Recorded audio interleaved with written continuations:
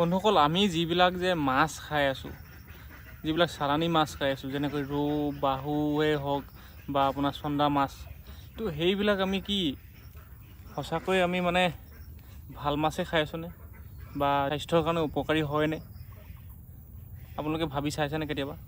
তো আমি সেইবিলাক যিবিলাক মাছ খাই আছোঁ মোৰ বোধেৰে সেইখিনি আমি আমাৰ স্বাস্থ্যৰ হকে নহয়, মানে স্বাস্থ্যৰ ভালৰ বাবে নহয়, স্বাস্থ্যৰ ক্ষতিৰ কাৰণেহে আমি খাই আছোঁ বুলি ক'ব পাৰি।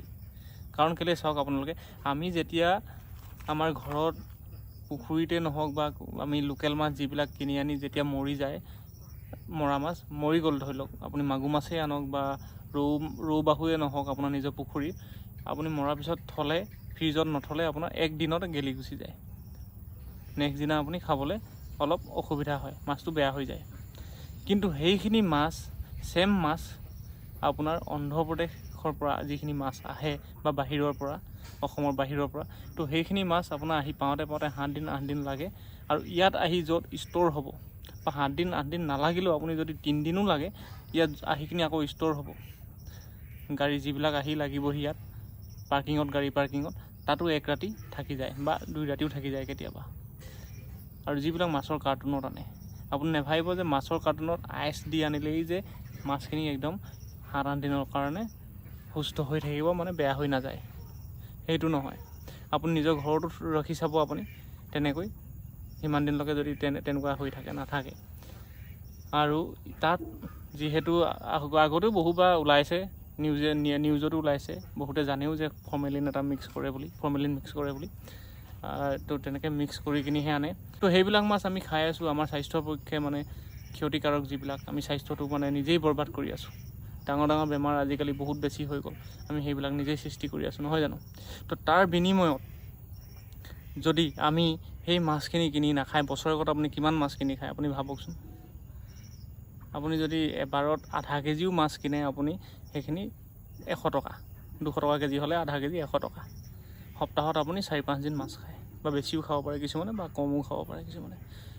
সপ্তাহত 4 দিন হ'লেও সপ্তাহত 400 টকা এটা খালে আপুনি, মানে এমাহত আপুনি 1600 টকা এটা খালে, তো বছৰেকত আপোনাৰ তেনেকৈ কিমান হৈ যাব ভাবক আপোনালোকে। আৰু কিছুমানে কি কৰে, আপোনাৰ লোকেল বুলি চালানী মাছবোৰকে বিক্ৰী কৰি থাকে, দামত বিক্ৰী কৰি থাকে, কিন্তু আমি নাজানো লোকেলে নে চালানী আনে, নহয় জানো?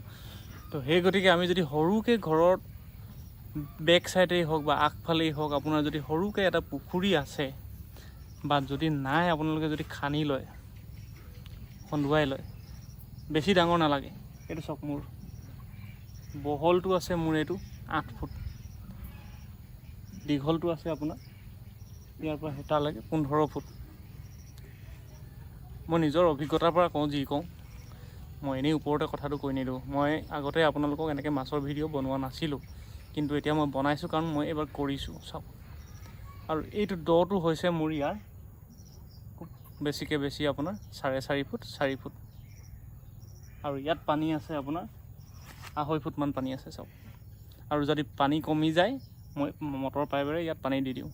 আৰু ইয়াত মই মাছৰ পোনা মেলিছিলোঁ এইবাৰ, এই সৰু পুখুৰীটোতে মই 1 কেজিমান মাছৰ পোনা মেলি দিছোঁ। ইয়াত ৰৌ বাহু মিৰিকা যি আছে, গ্ৰাছ কাপ, সকলোবিলাক ইয়াত আছে ধুনীয়াকৈ। আৰু এই মাছখিনি ধুনীয়াকৈ মানে লাহে লাহে ডাঙৰ হৈ আহি আছে। আৰু ইয়াত মই কোনো মেডিচিন দি কিনি খোৱা, মানে দানা দিয়া কৰা নাই, ইউজ কৰা নাই। মই ইয়াত দিছোঁ গোবৰ, দিছিলোঁ প্ৰথম যেতিয়া পানী নাছিলে গোবৰ দি লৈছিলোঁ, তাৰপিছত চূণ অলপ ছটিয়াইছোঁ মাজে মাজে, এতিয়াও মই চূণ অলপ ছটিয়াই থাকোঁ পানীত। তাৰপিছতে নেপিয়াৰ ঘাঁহ লাগি গৈছে, দেখিছে? নেপিয়াৰ ঘাঁহ মই ছাইডত ৰোৱা আছিলে, আৰু নেপিয়াৰ ঘাঁহবিলাক তললৈ হাউলি গৈছে, গ্ৰাছ কাপবিলাকে খাইছেও। নেপিয়াৰ ঘাঁহ কেনেকৈ ঢাকি ধৰিলে, আৰু একচুৱেলি ঢাকি ধৰাৰ কাৰণে ভালো হৈছে, ৰ'দ পৰা নাই ডাইৰেক্ট।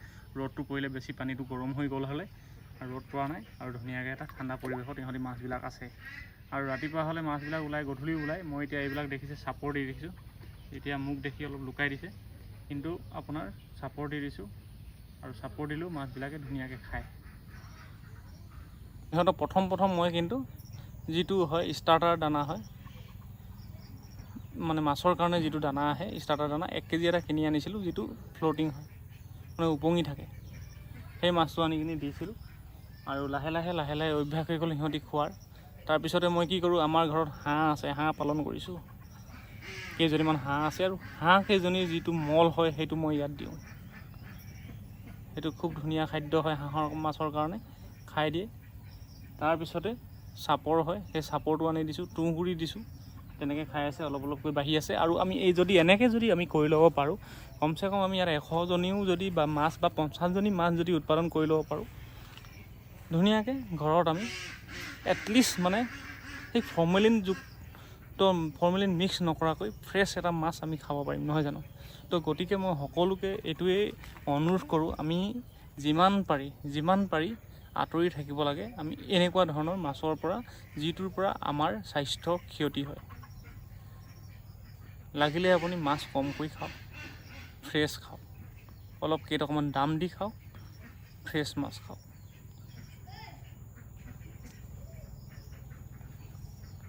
সৰু ঠাইতে তেনেকৈ ধৰণে ধুনীয়াকৈ কৰি ল'ব পাৰিব।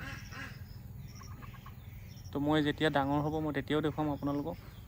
আৰু কিন্তু এটা কথা, মই এইটো একচুৱেলি পকা কৰি ল'লে ভাল আছিলে, তেতিয়া মানে পানীটো খৰালি দিনতো নুশুকালে হয়, কিন্তু এতিয়া মোৰ খৰালি দিনত শুকাই যাব। বা চাওঁ, অহা বছৰকৈ মই চাগে পকা নহ'লে ইয়াত ত্ৰিপাল দি হ'লেও কিবা এটা কৰিম উপায়, তাৰ ওপৰত মাটি দি কিনে। সেইখিনি সবিশেষ মই আপোনালোকক জনাই থাকিম বাৰু, কিন্তু সদ্যহতে মই এনেকৈ কৰিছোঁ। আৰু কি ছাকচেছ হয় কি নহয় সেইটো বাৰু পিছৰ কথা, কিন্তু মই মাছখিনি গোটেইখিনি বাচি আছে, এজনীও মৰা নাই। আৰু কেইমাহমানতো খাব পাৰিম, পূৰা বিশ্বাস। আপোনালোকে যদি ভাল পায় ভিডিঅ'টো, অনুগ্ৰহ কৰি চেনেলটো ছাবস্ক্ৰাইব কৰি ল'ব, লাইক কৰিব আৰু শ্বেয়াৰ কৰি ল'ব। ধন্যবাদ।